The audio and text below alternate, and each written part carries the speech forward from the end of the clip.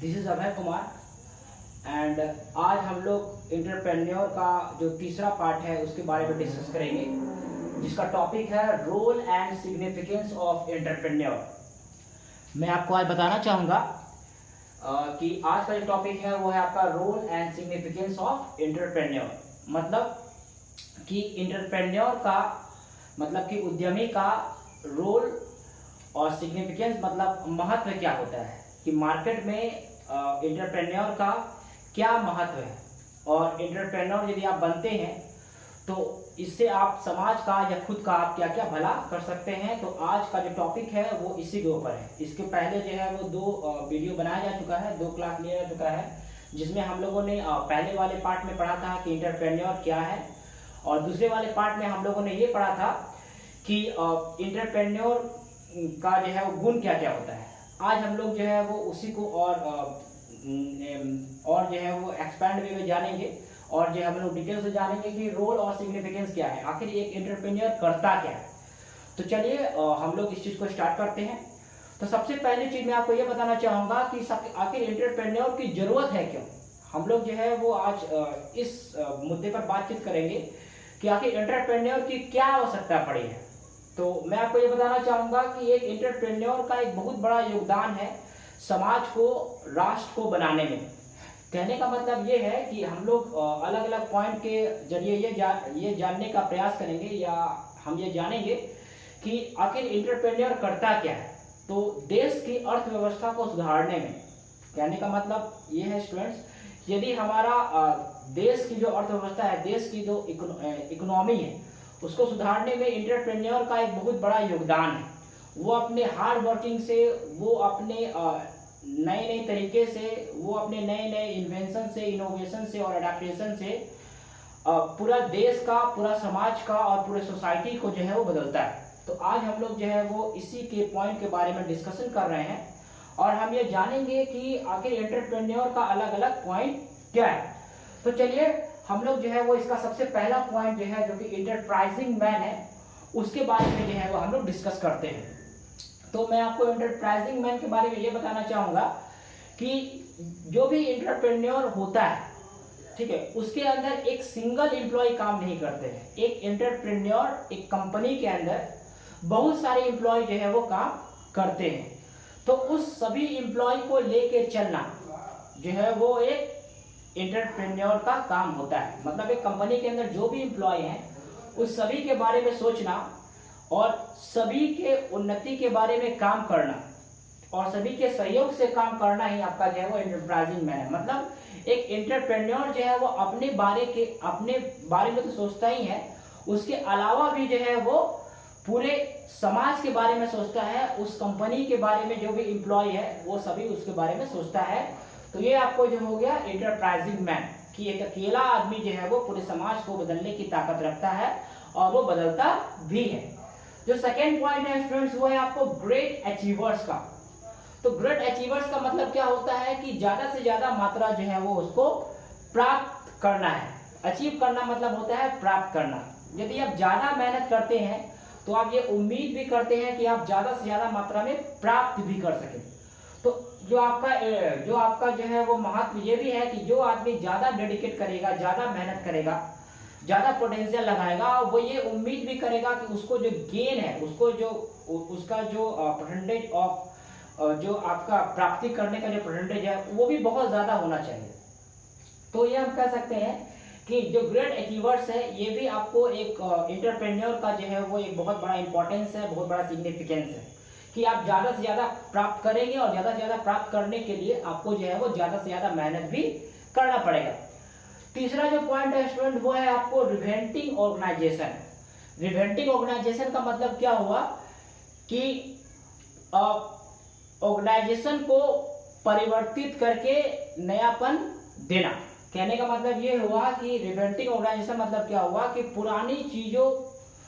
को त्याग करते हुए जो आपको जरूरत की चीजें हैं उसको आप एक्सेप्ट करते हुए अपनी कंपनी को आप जो है वो मॉडिफिकेशन दें।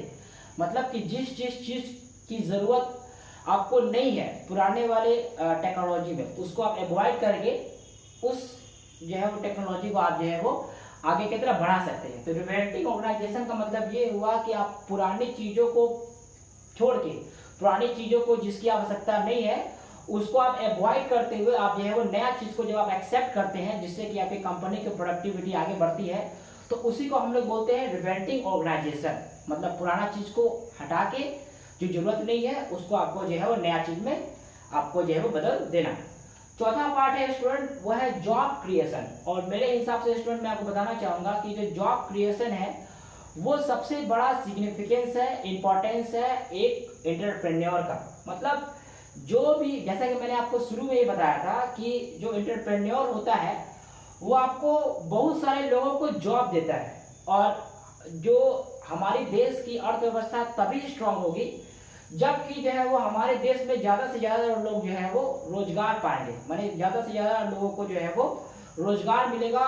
और उन लोगों को जो है वो कुछ ना कुछ पैसे कमाएंगे। तो लोग जब पैसे कमाएंगे तो हमारे देश की जो अर्थव्यवस्था है उसमें बहुत सुधार आएगा, हमारा देश का जो इकोनॉमी है बहुत ज्यादा हाई होगा।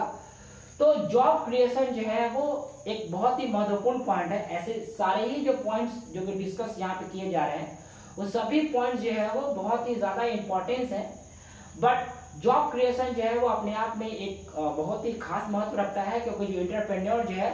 वो बहुत सारे लोगों को जो है वो जॉब देता है और जॉब से बहुत सारे लोगों का घर चलता है, उनकी सोसाइटी इंप्रूव होती है। क्योंकि जब तक हमारे पास पैसे नहीं रहेंगे तब तक जो है वो हम आगे की तरफ जो है वो इंप्रूव नहीं हो सकते।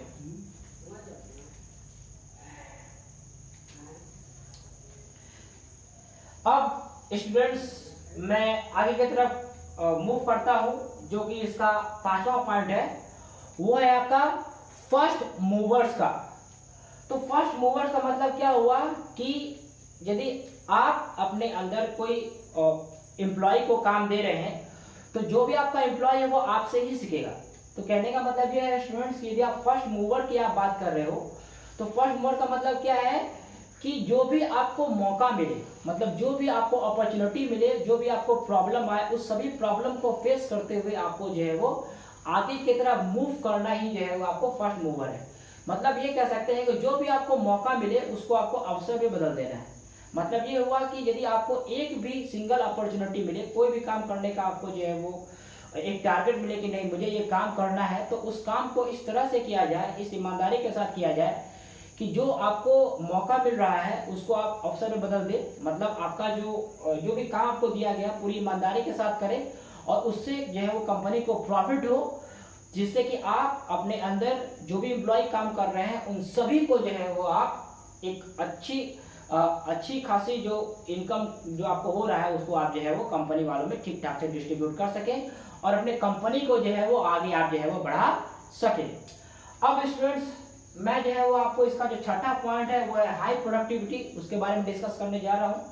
तो हाई प्रोडक्टिविटी का मतलब हुआ कि उच्च उत्पादन करना। मतलब क्या है कि आप कंपनी को आप इस मुकाम पे लेके जाइए कि आपकी कंपनी का जो प्रोडक्टिविटी है उसकी डिमांड जो है वो पूरे मार्केट में है। मतलब कोई भी सामान आप बना रहे हैं तो आप इस ईमानदारी के साथ कीजिए, इस ईमानदारी के साथ उस प्रोडक्ट को बनाइए, या फिर आप उस प्रोडक्ट को बनाने में इस टेक्नोलॉजी का निर्माण कीजिए कि आपके प्रोडक्ट की डिमांड जो है वो बहुत ही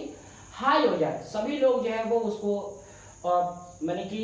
इतना पसंद करें कि आपका प्रोडक्ट जो भी आप मार्केट में बना रहे हैं या फिर आप जो भी मार्केट में मैन्युफैक्चर कर रहे हो वो सही प्रोडक्ट का डिमांड जो है वो मार्केट में बहुत ज़्यादा हो जाए और आपका जो कंपनी है वो बहुत हाई चल जाए। मतलब जो ये भी एक बहुत बड़ा इंपॉर्टेंस है एंटरप्रेन्योर का कि आप कंपनी को के अंदर जो भी आप प्रोडक्ट बना रहे हैं, जो भी आप कंपनी में आप जो प्रोडक्ट को मैन्युफैक्चर कर रहे हैं उस प्रोडक्ट का डिमांड जो है एकदम हाई होना चाहिए और बाकी सब कंपनी के प्रोडक्ट के तरीके से। मैं आपको एक एग्जांपल के तौर पर यह बताना चाहूँगा कि जो पतंजलि का भी जो मार्केट है, स्टूडेंट में बताना चाहूँगा कि पतंजलि का जो मार्केट है अभी उसका जो प्रोडक्टिविटी बहुत ही हाई है, क्योंकि अभी का जो समय है उसमें जो है वो हमारे देश के जो प्रधानमंत्री जी हैं श्री नरेंद्र मोदी जी, उन्होंने बताया है कि स्वदेशी अपनाओ। मतलब जो भी चीज़ हमारे देश में उत्पादन हो रहा है उसको जो है वो हम लोग को सेवन करना चाहिए, उसका यूज़ करेंगे तो हमारा देश का जो पैसा जो विदेशों में जा रहा है, बहुत सारी कंपनियां जो विदेशों में हैं जो कि मोबाइल फ़ोन इस्तेमाल कर रहे हैं या फिर कोई और भी जो कोल्ड ड्रिंक्स इस्तेमाल कर रहे हैं, या फिर कोई भी हम लोग जो इंटरनेट में जो ऐप्स चला रहे हैं, या बहुत सारी चीज़ें जो हम लोग इस्तेमाल कर रहे हैं, तो वो सभी पैसे जो है वो हमारे देश में नहीं आते थे, दूसरे देशों में जो है वो डिस्ट्रीब्यूट हो जा रहे हैं, बढ़ जा रहे हैं। तो इससे हमारे देश की इकोनॉमी जो है वो कभी भी ग्रो नहीं कर पाएगी। तो उसी को देखते हुए क्या करना है कि हमें इस प्रकार का प्रोडक्ट बनाना है कि हम जो दूसरे देशों का जो सामान को जो इस्तेमाल कर रहे हैं, उस सामान को इस्तेमाल न करके हम जो है वो अपने ही देश का सामान को यदि इस्तेमाल करेंगे तो हमारे देश की इकोनॉमी भी अच्छी होगी और हमारे देश का जो प्रोग्रेस है वही बहुत अच्छा होगा। तो ये आपको होगी हाई प्रोडक्टिविटी, मतलब कि आपके प्रोडक्ट में ऐसी बात होनी चाहिए कि सभी लोग जो है वो मजबूर होकर आपको इस प्रोडक्ट को खरीदे और उसका प्रोडक्ट का क्वालिटी इतना अच्छा है कि आपके पास यदि एक बार कोई भी कस्टमर आए तो वो बार बार आपके पास जो है वो आए। अब मैं स्टूडेंट इसका जो 7वां पॉइंट है वो है आपको विजनरी लीडर, उसके बारे में आपको मैं डिस्कशन करना चाहूंगा। तो विजनरी लीडर का मतलब होता है कि आप अपने कंपनी को चलाने के लिए आप एक टारगेट फिक्स कीजिए। टारगेट करने का मतलब ये हुआ स्टूडेंट कि आप एक लक्ष्य लेके चलिए, आप एक विजन बना के चलिए, आप एक ऑब्जेक्टिव बना के चलिए कि मुझे अपने कंपनी को 1 साल के बाद या 5 साल के बाद उसे किस मुकाम पे लेके जाना है, और उस मुकाम पे लेके जाने के लिए आपको as a owner of the company क्या क्या मेहनत करनी चाहिए। मतलब कि आप ऐसा क्या करेंगे कि जिससे कि आपकी जो कंपनी है, जिससे आपका जो इंटरप्राइजेस है वो कितना ग्रो कर सकता है। तो मेरे कहने का मतलब ये हुआ स्टूडेंट्स कि आप एक विजन देखिए, आप एक लीडर होने के नाते, आप एक कंपनी का मालिक होने के नाते आपके अंदर ये एक इंटेंशन होना चाहिए, आप एक विजन, एक ऑब्जेक्टिव होना चाहिए, गोल होना चाहिए कि मैं जो अपने कंपनी को एक निश्चित समय के बाद कहाँ पे देख रहा हूँ, और उसका जो विजन है, जो मैं अपने कंपनी, जो मैंने अपने कंपनी को लेके जो मैंने आपका फ्यूचर या भविष्य देखा है, वो उसका भविष्य को पाने के लिए मुझे कौन कौन सा जो इम्पोर्टेंट स्टेप्स है वो मुझे जो है वो उठाना पड़ेगा। तो एक विजन के आधार पे, एक लक्ष्य के आधार पे, एक ऑब्जेक्टिव के आधार पे हमें जो भी मेहनत करना चाहिए वो हमें जो है वो करना होगा, तभी जाकर के जो है आपका कंपनी एक सक्सेस मुकाम पे जाएगा।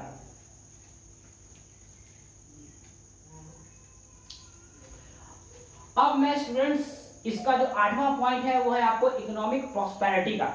उसको मैं आपको डिस्कस करना चाहूंगा। तो इकोनॉमिक प्रॉस्पेरिटी का मतलब होता है स्टूडेंट्स कि आर्थिक समृद्धि को बढ़ावा देना। जैसा कि मैंने आपको पहले बताया था कि यदि कोई भी हमारे देश में जो है वो इंडस्ट्री की संख्या और सभी देशों के मुकाबले जो है वो कम है, और हमारे देश के जितने भी भाई मजदूर हैं, जितने भी चूंकि हम लोग जो है वो बिहार से बिलोंग करते हैं, तो हमारा जो बिहार राज्य है वहाँ पे इंडस्ट्री की संख्या बहुत ही कम है, और इसी वजह से क्या है कि बहुत सारे जो मजदूर हैं वो दूसरे जगहों में, जैसे कि महाराष्ट्र में, गुजरात में, बंगाल में, या फिर और भी दूसरे राज्यों में जाके काम करने के लिए मजबूर हैं। वो जो है वो नहीं चाहते हुए भी, क्योंकि हमारे बिहार में कोई काम नहीं है, हमारा बिहार जो है वो और सभी राज्यों के मुकाबले थोड़ा पिछड़ा हुआ है, तो इसी की वजह से जो है वो हमारे जो बहुत सारे जो मजदूर भाई बहन है वो सभी जो है वो दूसरे जगह पे जाके जो है वो काम करने के लिए मजबूर है, उनके पास कोई ऑप्शन नहीं है। तो यहाँ पे बोल रहा है कि जो एंटरप्रेन्योर जो होता है वो एक आपको इकोनॉमिक प्रॉस्पेरिटी को ही बढ़ावा दे रहा है। मतलब ये हुआ कि वो जो है वो आपका आर्थिक समृद्धि को बढ़ावा दे रहा है। मतलब जितना ज्यादा कल कारखाना खुलेगा, जितना ज्यादा जो है वो कंपनीज जो है वो बनेंगे, उतना ही ज्यादा जो है वो आदमी को जो है वो आपको जॉब भी मिलेगा, और जितना आदमी को जॉब मिलेगा उससे जो है वो हमारे देश की इकोनॉमी जो है वो उतना ही ज्यादा ग्रो करेगी। अब स्टूडेंट थोड़ा देर समय के लिए मान लेते हैं कि यदि हमारे ही बिहार राज्य में बहुत सारे यदि कल कारखाने खुल जाते हैं, बहुत सारे क्यों, यदि 10-20 ही खुल जाते हैं, तो यदि एक कंपनी के अंदर यदि मान लिया जाए कि यदि आपको 10,000 या 5,000 एम्प्लॉय को यदि काम मिल रहा है, तो 10,000 के हिसाब से जो है वो यदि आपको जो है वो 10 कंपनी खुल जाते हैं, तो वहां पे 1 लाख जो माने कि मजदूर है या फिर 1 लाख जो इंसान है उनको जो है वो जॉब मिल सकता है। तो कहने का मतलब क्या है कि जो 1 लाख मजदूर जो बाहर में काम कर रहे थे, उन्हें जो है वो बाहर में काम करने की जरूरत नहीं पड़ेगी। तो इस हम कह सकते हैं कि इकोनॉमिक प्रॉस्पेरिटी के माध्यम से हमारे देश की जो इकोनॉमिक है, हमारे देश की जो अर्थव्यवस्था है, उसमें जो है वो बहुत ज्यादा जो है वो उसको इम्प्रूवमेंट मिलेगा, और हमारा देश भी जो पहले की तुलना में स्टूडेंट मैं आपको बताना चाहूँगा कि हमारे देश की जो अर्थव्यवस्था है वो उतनी अच्छी नहीं थी, क्योंकि हमारे देश में जो है वो बहुत ज़्यादा जो है वो कंपनी नहीं थी। हमारा देश जो है वो और सभी देशों के मुकाबले, जैसे चीन हो गए, चाइना हो गए, अमेरिका हो गए, इसके मुकाबले जो है वो बहुत जो है वो आगे नहीं था। बट धीरे धीरे उसका जो इकोनॉमिक कंडीशन है हमारे देश का,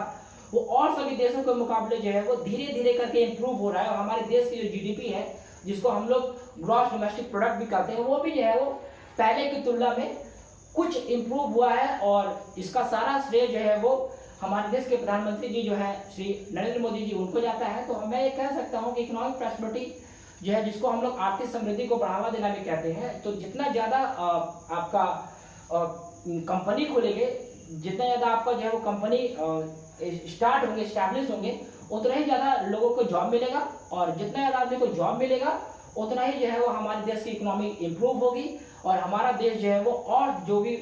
जो हमारा देश अभी जो विकासशील है, डेवलपिंग है, वो जो है वो विकसित हो जाएगा, मतलब पूरी तरह से डेवलप्ड हो जाएगा। और हमारे देश का नाम भी जो है वो और सभी देशों के तुलना में जो विकसित देश हैं उनकी जगह वो जगह पे आ सकता है। जिसके लिए जो है वो हमारे देश के जो प्रधानमंत्री जी हैं और हमारे देश की जो बहुत सारी जनता है, वो हमारे देश के बहुत सारे जो एंटरप्रेन्योर है वो इसके बारे में लगे हुए हैं। और मेरा भी यही कहना है स्टूडेंट्स कि ज़्यादा से ज़्यादा यदि हम लोग जो है वो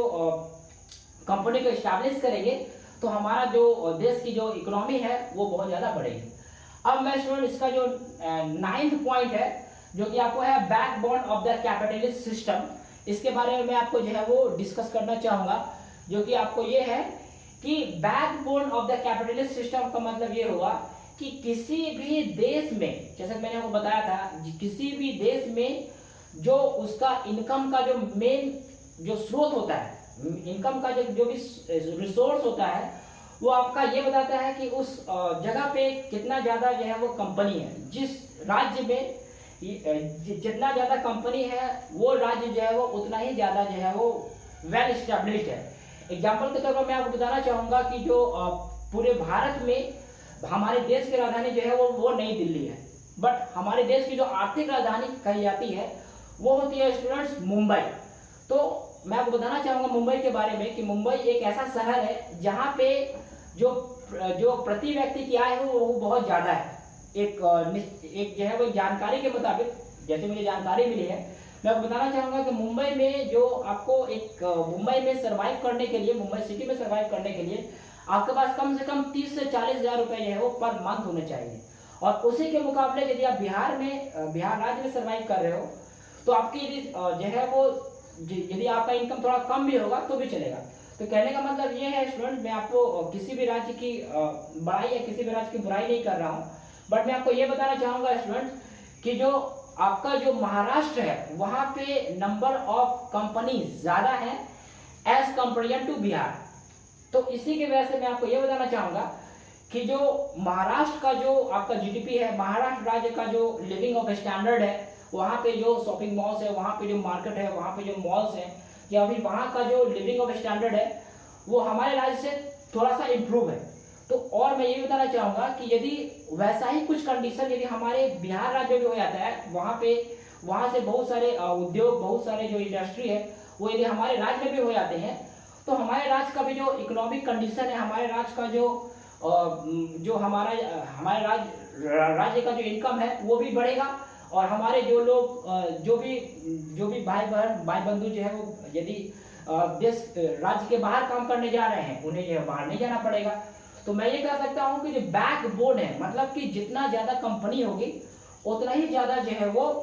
आपको लोगों को रोजगार मिलेगा, और जितना ज़्यादा रोजगार मिलेगा उतना ही हमारे देश की जो आर्थिक समृद्धि होगी, और जितना देश की आर्थिक समृद्धि होगी, जो हमारे के बारे में डिस्कस कर दिया था कि है वो उतना ही आगे बढ़ेगा। क्या होता है, मतलब कि एंटरप्रेन्योर का महत्व क्या है। अब स्टूडेंट्स हम लोग जो इसका जो आपका क्षमा करेंगे 9th पॉइंट तक मैंने डिस्कशन किया था कि जो है वो इसका क्या है सिग्निफिकेंस क्या है, महत्व क्या है, जिसमें हम लोगों ने ये आपको बताया था कि जो है वो एक जो एंटरप्रेन्योर होता है वो किसी भी देश का बैकबोन होता है। यहाँ तक हम लोगों ने डिस्कशन किया कि जो है वो स्टूडेंट जो है वो आपका एंटरप्रेन्योर जो है वो बैकबोन होता है, और इससे जो है वो किसी भी देश की इकोनॉमी बहुत ज़्यादा डिपेंड करती है। जिस राज्य में जो है वो ज़्यादा से ज़्यादा मात्रा में जो है वो आपका इंडस्ट्री होगा, वहाँ पे जो है वो आपको ज़्यादा से ज़्यादा लोग जो है वो मान लीजिए कि रिच होंगे, मतलब उनके पास ज़्यादा पैसा होगा। अब हम लोग जो है वो इसका जो 10th पॉइंट है वो है आपको प्रोडक्टर ऑफ सोसाइटी इंटरेस्ट के बारे में जो है बात करते हैं। मतलब क्या है कि आपको यदि कोई भी आप बिजनेस को स्टार्ट कर रहे हैं तो आपको ये बात का हमेशा ध्यान रखना है कि जो भी आप बिजनेस को स्टार्ट कर रहे हैं, क्या उस प्रोडक्ट का उस मार्केट में वैल्यू है कि नहीं। एग्जाम्पल के तौर पर मैं ये बताना चाहूँगा कि जैसे कि आप कोई ऐसी जगह पे जहाँ के लोग जो है वो उतने ज़्यादा रिच नहीं है, वहाँ के लोगों का उतना ज़्यादा लिविंग ऑफ स्टैंडर्ड नहीं है, और वहाँ पे आप उस चीज़ को आप बना रहे हैं। एग्जाम्पल के तौर पर जैसे कि आप कोई छोटे मोटे शहर में जो है वो 5 स्टार होटल खोल देते हैं, या फिर जो है वो आप एक कार का शोरूम खोल देते हैं जहाँ पे उसकी ज़रूरत नहीं है। कहने का मतलब है कि उस छोटे से कोई जगह में जहाँ पे आप जो है वो 5 स्टार होटल खोल दें, या फिर जो है वो बहुत हाई फाई जो है एक शॉपिंग मॉल खोल दे, तो उस जगह पे जो है वो स्टूडेंट्स वो कंपनी नहीं चलेगी, क्योंकि वहाँ का जो लिविंग ऑफ स्टैंडर्ड है या फिर वहाँ की जो सोसाइटी है उस चीज़ों को वो एक्सेप्ट नहीं करती है। तो कहने का मतलब क्या है कि जो सोसाइटी जो है उसको भी वो प्रोटेक्ट करता है। मतलब क्या है कि मैं ये कह सकता हूँ कि जो एंटरप्रेन्योर है वो सोसाइटी को चेंज करता है। जैसा कि मैंने आपको अभी थोड़ा देर पहले ही बताया था कि महाराष्ट्र में जो लिविंग ऑफ स्टैंडर्ड है वो बिहार की तुलना में थोड़ा ज़्यादा है। उसका एक ही रीज़न है, वो ये है कि महाराष्ट्र में, या खास करके महाराष्ट्र की राजधानी मुंबई है, वहाँ पे नंबर ऑफ इंडस्ट्रीज ज़्यादा है as compare to all other city. इसीलिए महाराष्ट्र को महाराष्ट्र में जो मुंबई शहर है उसको जो है वो आर्थिक राजधानी कहा जाता है। आपको जानकारी के लिए मैं आपको बताना चाहूँगा कि जो BSE है, बॉम्बे स्टॉक एक्सचेंज, जो कि शेयर जो है वो कभी आगे बढ़ता है कभी नीचे आता है, वो आपको मुंबई में है। या फिर और भी जो RBI का जो हेड क्वार्टर है, जिसको रिजर्व बैंक ऑफ इंडिया कहते हैं, जो कि हर कंपनी जो कि हर आपका बैंक का जो है वो मालिक है, उसका भी हेड क्वार्टर है वो मुंबई में है। तो मैं आपको ये बताना चाहूँगा कि जो सोसाइटी को पूरी तरह से प्रोटेक्ट करता है, और जहाँ पे जो है वो सोसाइटी के इंटरेस्ट के आधार पर ही जो है वो कंपनी को इस्टेब्लिश करना चाहिए, और जो आपका सोसाइटी का जो डिमांड है उसी को जो है वो आपको पूरा करना चाहिए। जिस माने कि जहाँ पे जिस प्रोडक्ट की ज़रूरत है आपको उस प्रोडक्ट का प्रोडक्शन जो है वो उसी जगह पे करना पड़ेगा। अब स्टूडेंट्स का जो 11वां पॉइंट है वो है आपको कैटलिक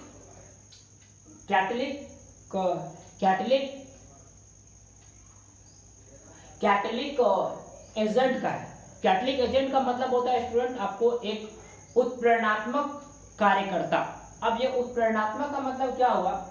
कि मैंने आपको बताया था इसके पहले वाले पार्ट में भी कि यदि आप कोई भी काम को कर रहे हैं और आप कभी किसी कंपनी के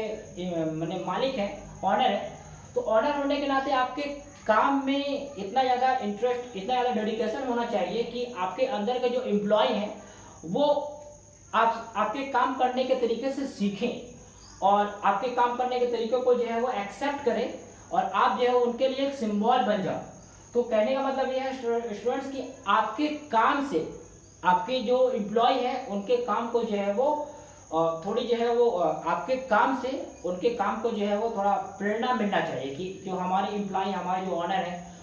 उनके काम करने का तरीका जो है वो बहुत ही अच्छा है, ताकि मैं उनसे जो है वो कुछ सीख सकता हूँ। तो इसे हम लोग जो है वो कैटलिक एजेंट कहते हैं, मतलब उत्प्रेरणात्मक कार्यकर्ता। मतलब कि आपके काम करने का तरीका इतना अच्छा होना चाहिए जिससे कि जो है वो आपके एम्प्लॉय भी जो है वो आपसे बहुत कुछ सीखें। और इसका जो लास्ट पॉइंट है स्टूडेंट्स वो है आपका ingredient of modern production system. Ingredients of modern production system मतलब ये है कि आपका जो ये माने कि सिग्निफिकेंस जो एंटरप्रेन्योर का जो महत्व है उसमें इस चीज का बहुत बड़ा योगदान है कि जो भी चीज मॉडर्न प्रोडक्शन सिस्टम मतलब कि किसी भी चीज को जो है मॉडर्न तरीका से जो है वो समाज के सामने, सोसाइटी के सामने पेश करना। मतलब ये है कि आजकल का जो पूरा युग है स्टूडेंट्स वो पूरी तरह से IT बेस्ड है। आजकल कोई भी आदमी है वो व्हाट्सएप हो गया, फेसबुक हो गया, इंस्टाग्राम हो गया, ट्विटर हो गया, उन सभी चीज़ों से अवगत है, जो कि आज से 10 साल पहले नहीं था। आज से 10 साल पहले हर आदमी के पास मोबाइल फ़ोन नहीं था जो है वो जिसे वो बात करता था। तो जो भी चीज़ें पहले के समय में जो है वो उतनी ज़्यादा नहीं थी, लोग उससे जो है वो एक्सेप्ट नहीं करना चाहते थे, वो आजकल के युग में एकदम कॉमन सी बात हो गई है। जैसे कि आजकल बच्चा जानता है कि फेसबुक क्या होता है। आजकल सभी लोग जो है वो मेल सेंड करना जानते हैं, मेल को रिसीव करना जानते हैं। तो ये सभी चीजें जो है वो आपको आपके कंपनी के प्रोडक्शन को बढ़ाने में, मतलब मॉडर्न टेक्नोलॉजी के माध्यम से यदि आप किसी भी चीज को आगे बढ़ाएंगे तो आपका जो प्रोडक्शन है वो निश्चय ही आगे की तरफ जाएगा। तो स्टूडेंट्स, आज का जो क्लास था जिसमें कि मैंने आपको role and significance of entrepreneur के बारे में बताया, तो मैंने आज के क्लास में ये आपको बताने का प्रयास किया है, मेरा ये भरसक प्रयास यही था कि जो है वो एंटरप्रेन्योर का महत्व आखिर क्या होता है। तो एंटरप्रेन्योर के होने से हमारे देश को, हमारे राज्य को क्या क्या चीज प्राप्त हो सकता है। तो इन शॉर्ट में ये कह सकता हूँ कि यदि किसी भी राज्य में या फिर किसी भी देश में भी बोल सकते हैं, नंबर ऑफ इंडस्ट्री जितनी ज्यादा होगी वहां का लिविंग ऑफ स्टैंडर्ड जो है वो उतना ही हाई होगा, क्योंकि जितनी ज्यादा आपको कंपनी स्टैब्लिश होंगी वहां पे उतने ही ज्यादा लोग काम करेंगे, और जितने ज्यादा लोग काम करेंगे वहां पे उनका इनकम भी उतना ही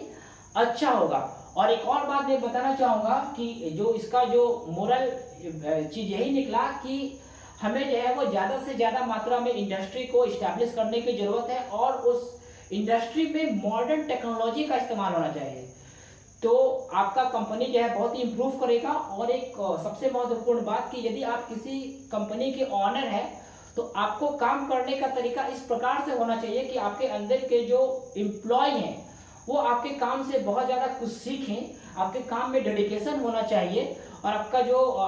आपका एक टारगेट होना चाहिए, एक विजन होना चाहिए, एक गोल होना चाहिए कि मुझे इस कंपनी को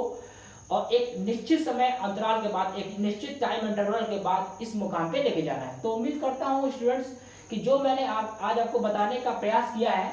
कि role and significance of entrepreneur, मतलब कि एंटरप्रेन्योर का महत्व क्या है एक देश के लिए, एक समाज के लिए, एक राज्य के लिए, और एक उस पर्टिकुलर प्लेस के लिए बहुत ही ज्यादा है। तो उम्मीद करता हूं कि आपको ये जो क्लास है पूरी अच्छी तरह से समझ में आया होगा। यदि आपको इससे संबंधित